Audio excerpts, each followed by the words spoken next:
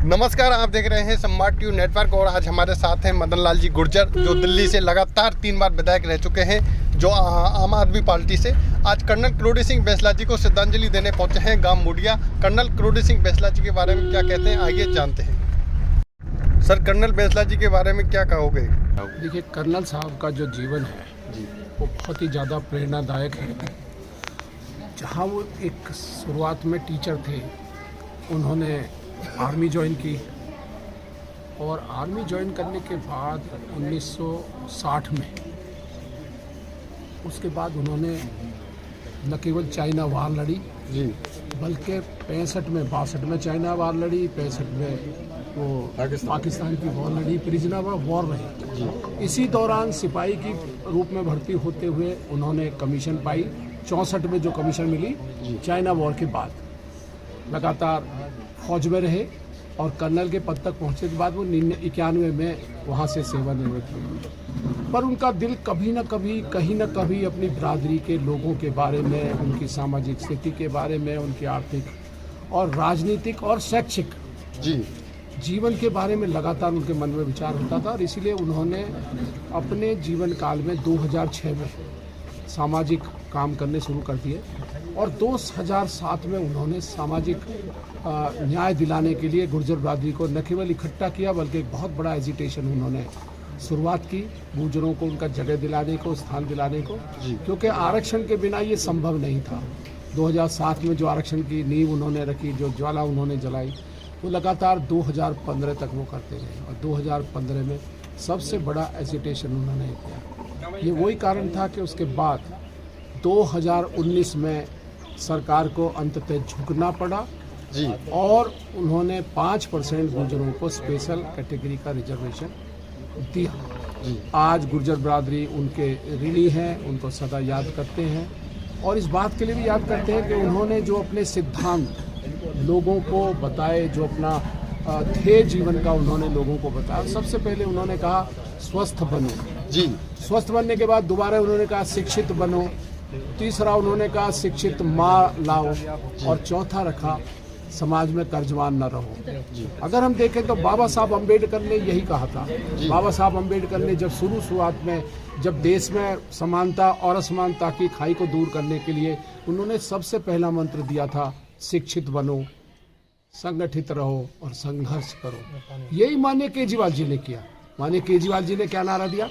शिक्षित बनो, तंदुरुस्त बनो और कर्जवान न बने। इसलिए सरकार ने जगह जगह घर घर के लोगों का खर्चा खत्म करने के लिए पानी का, बिजली का, महिलाओं के बस का ये किराए माफ किए, महिलाओं को, लोगों को सहूलियत दी, शिक्षा के लिए सारे स्कूल फ्री कर दिए, सारे चिकित्सा फ्री कर दिए। चिकित्सा तो मुझे ऐसा लगता है कि बाबा साहब अम्बेडकर, कर्नल किरोड़ी सिंह जी बैंसला साहब और माननीय केजरीवाल जी, इन लोगों में एक समानता है कि इन तीनों ने ही शिक्षा के महत्व को समझा और शिक्षा के महत्व के प्रचार और प्रसार के लिए इन्होंने न केवल काम किया बल्कि लोगों को जागरूक करने के लिए अपना सब कुछ लुटा रखा है।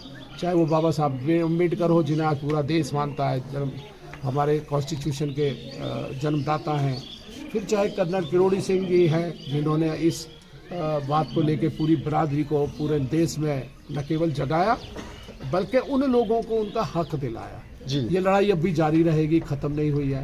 बिरादरी के सारे लोग, बिरादरी, समाज अब भी जो उन्होंने सीख दी है कि सब ज़्यादा तंदुरुस्त रहो, बलवान रहो, शिक्षित रहो और महिलाओं की शिक्षा पे उन्होंने जोर दिया कि माँ शिक्षित जरूर होनी चाहिए। तो मुझे लगता है कि वो आज भी प्रासंगिक हैं और सब लोगों को चाहिए कि उनके कदमों में चलें, उनके जो उन्होंने सिद्धांत प्रतिपादित किए हैं, जिससे जो लोग सीख दिए, उसको हम सबको न केवल मानना है बल्कि उसको आगे बढ़ाना है और समाज में शिक्षा और चिकित्सा दोनों के महत्व को पूरी तरह लोगों को अपने जीवन में उतारना है, जैसा कि दिल्ली में माननीय केजरीवाल जी कहते हैं। इसलिए मैं तो ये कहता हूँ, मैं ये चाहता हूँ और अपील भी करता हूँ राजस्थान के लोगों से और खासकर अपनी बिरादरी के लोगों से कि अगर आपको कर्नल साहब को सच्ची श्रद्धांजलि देनी है तो माननीय केजरीवाल जी के पार्टी में शामिल होना पड़ेगा, क्योंकि केवल आज के राजनीतिक परिप्रेक्ष्य में वही व्यक्ति हैं जो कर्नल साहब ने सीख दिए लोगों को कि शिक्षित रहो और तंदुरुस्त बनो, शिक्षा और चिकित्सा, वही दोनों पे जोर माननीय केजरीवाल जी भी दे रहे हैं। मुझे उम्मीद है लोग, हमारी बरादरी के लोग इस महत्व को समझेंगे और कन्ना साहब को सच्ची श्रद्धांजलि के रूप में इस पार्टी के भी हाथ मजबूत करेंगे। तो राजस्थान में क्या रुझान रहेगा? आम आदमी पार्टी, आपको जो चुनाव है राजस्थान में, तो आने वाले चुनाव में क्या रुझान रहेगा? देखिए, मैं ये समझता हूँ कि परिवर्तन चाहते हैं लोग। लोगों ने कांग्रेस को देखा है, लोगों ने बीजेपी को देखा है और लोगों ने यहाँ के शासन को भी देखा है। साथ के साथ दिल्ली में माननीय केजरीवाल जी जो कर रहे हैं, लोग उस काम से प्रभावित हैं जी। वो शिक्षा हो, चिकित्सा हो, महिलाओं के अधिकार की बात हो, बच्चों के अधिकार की बात हो, हर आदमी आज के दिन चाहता है बिल्कुल कि जो दिल्ली में हो रहा है, वो पंजाब में जो हो रहा है, वो राजस्थान में भी हो, और वो पूरे देश में क्यों ना हो। आज सारे देश में आग लगी हुई है।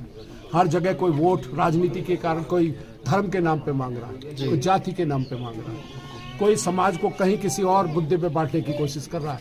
हम केवल विकास की बात कर रहे हैं। हम जो कर्नल साहब ने कहा, हम उसी की बात कर रहे हैं। हम जो बाबा साहब अम्बेडकर ने कहा, केवल उसकी बात कर रहे हैं। शिक्षा, चिकित्सा, बेखौफ जिंदगी, महिलाओं के अधिकारों की सुरक्षा, घर घर का खर्चा कम हो, कर्जवान न रहे। हम मोदी जी की तरह 15 लाख भले ही न दे पाए हो जी, नहीं दिया, हमें कोई अफसोस नहीं है, पर हमने हर परिवार को 15,000 रुपये का हर महीने बोनस जरूर दिया है। आज हर परिवार की 15 से 20,000 रुपये महीने की बचत होती है, क्योंकि बच्चों की शिक्षा मुफ्त है, बच्चों की, पूरे परिवार की चिकित्सा मुफ्त है, महिलाओं की रेल में, बस में भाड़ा मुफ्त है जी। रेल में भाड़ा मुफ्त करने की हमारी मुहिम चली हुई है। सेंटर जिस दिन हमारे साथ हाँ में हाँ मिलाएगा, हम महिलाओं की रेल यात्रा मुफ्त कर देंगे। और राजस्थान में तो बहुत संभावना है। राजस्थान एक पूरी बड़ी स्टेट है, तब क्यों ना राजस्थान में परिवर्तन आए। लोग मानते हैं कि यहाँ राजस्थान में बिजली पैदा होती है, फिर भी आपको बिजली नहीं मिलती, 24 घंटे नहीं मिलती। हम राजस्थान, हरियाणा, पंजाब, उत्तराखंड, कहाँ से बिजली खरीदते हैं, तब भी अपने लोगों को मुफ्त में बिजली दे रहे हैं, और उसके बाद भी हमारा बजट पूरा का पूरा घाटे में नहीं चलता जी। तो हम चाहते हैं, लोगों को अब समझ आने लगा है।